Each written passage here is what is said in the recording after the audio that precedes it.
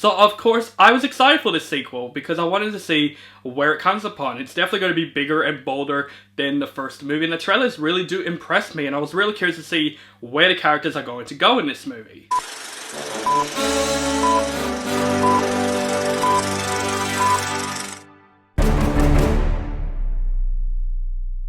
What is up, guys? Welcome back to my channel. This is OCD Movie Reviews. My name is On The Brinkat, and today I'm going to review the latest sequel that came out that's also an action-packed horror film, and that film is Ready or Not 2, Here I Come. This movie is by the same directors of the first movie who brought Radio Silence, and this movie stars the return of Samara with Kathryn Newton, Sarah Michelle Gellar, Shawn Hatosy, David Cronenberg, and Elijah Wood. After surviving one deadly game, Grace and her sister Faith must now outrun four rival families competing for a powerful throne. Winner takes all.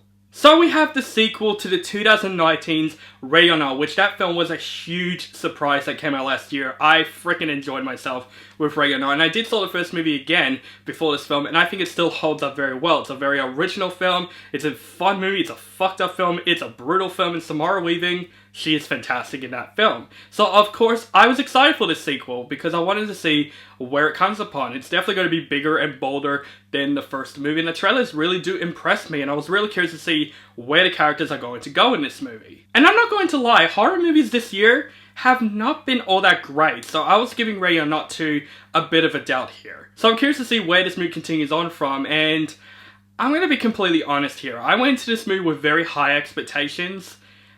I was honestly pretty disappointed with Ready or Not 2, Here I Come. Now, is this still a fun movie?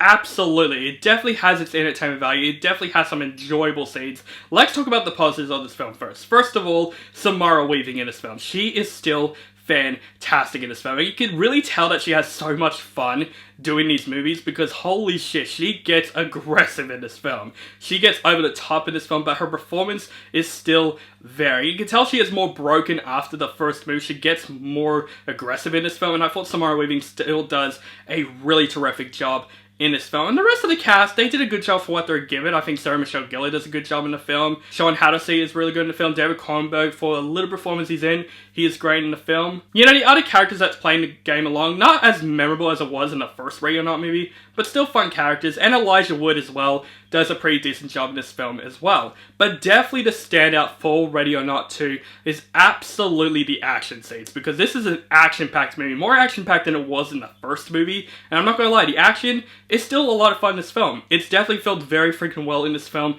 There's actually a really good action scene that involves with a dance table scene that involves with pepper spray. I think it's my favorite action scene out of this entire film, but the action is done very well, and it's brutal. There's some brutal scenes in this film where I'm like, holy shit, they really went there throughout the film. This film is definitely bigger and definitely more bolder than the first movie is, but this film is unfortunately more flawed than the first movie. This film is definitely more of a step low from the first one. Like I said, it's not a bad movie, it's not a terrible movie. I just walk out going, I wish this film could have been so much better than it actually is. I would say to me the biggest problem with this film is the setup of this movie. Because I would say this, the second and third act is when the movie definitely picks more up for me. To the point where I did still had fun time with this movie.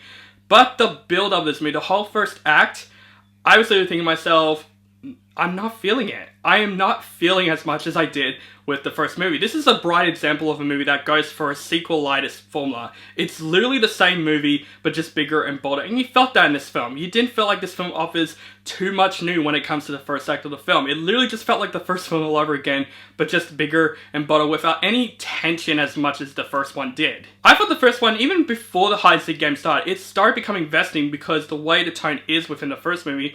This movie, it's just like continuing, and then it goes straight to the game. And I'm just like, okay.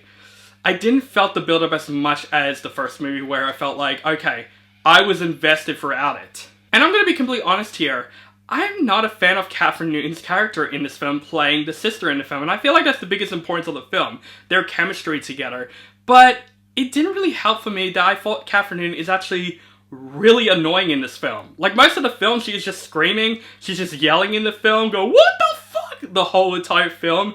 And I just thought her character is just the scream girl, you know? Like, she's just there to just scream, overreact when things are happening. I do think their chemistry really gets better when the film comes along, and I get kind of used to her character once in a while, but I wish her character could have been developed much more better, because she kind of came out of nowhere as the sister, and I just thought her character is just really annoying in the film. And I love Kathryn. I think she's a really underrated actress. But in this movie, I just find her extremely annoying in this film. But you can really tell that Samara Weaving and Kathryn had a good time filming this movie together. Their chemistry is still well done in the film. I just thought her character is one of my least favorite characters in this entire film. But like I said, the second and third act definitely gets better because the twists and turns in this film, where I'm like, okay, now this is how you do a sequel to the first movie. But I just felt like the first act kind of ruined the movie for me, to the point where I'm thinking the whole movie, I'm just like, I just expected so much more throughout the movie. But this movie is still entertaining. It's still a fun time. It's still a movie that I wouldn't say it's a waste of time seeing. It's just a movie that just felt like it's just a step down from the first movie. But this film is still an enjoyable sequel that has some really good action scenes. I think Samara Weaving is really good in the film. I think the other cast members that had fun for what they were given. It's just a bit of a step low when it comes to the build-up of the film. The entire first act just felt like the first movie all over again with no surprises. But then the second and third act build-up, and I'm like, okay, now this is when I did have fun with the movie. But I was still walking out feeling like, okay, this film could have been so much better than it actually is, especially with the world this movie is building. I was really disappointed where this film is even going. But I think it's well directed. I think it's a fun action film. I think it had some great entertainment value, and Samara Weaving is the star of this film. She is still fantastic in the film. She's still badass in this film. I just wish this film could have been much better when it comes to the storyline and, you know, building up the world that deserves much more praise than it deserves. I would say for Ready or Not 2 Here I Come, disappointingly, I'm going to give this movie a meh rating. I mean, it's alright, like... But I'm not going to lie though, the previews before this movie are insane. I got to see the new trailer for the new Mummy movie that I think it actually looks pretty decent. I think it looks very full-on gore, and I'm actually really looking forward to the film after this new trailer.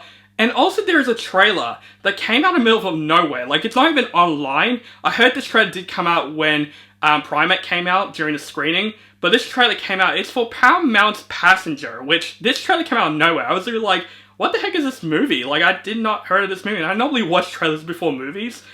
I never heard of this movie, and this trailer, I'm not going to lie, this is a great trailer. This trailer scared the hell out of me, and I was still thinking about the trailer after I walked out of the movie, because I was just like, this trailer came out of nowhere, and this movie actually looks really freaking terrifying. So if you do see this movie in the cinemas here, hopefully that trailer comes, because it's actually a really terrifying trailer. It had some really good cinematography in that trailer, and I'm curious about this movie. It might be now my most anticipated horror film of the year, because I'm so curious what is going to happen in that film. So guys, that is my review for Ready or Not 2 Here I Come, or Ready or Not Here I Come, that the movie says. It didn't even bring 2 in the title. Let me know what you think of this movie in the comments below. Do you like the film? Hate the film? Do you think it's better than the first one? Let me know all those in the comments below.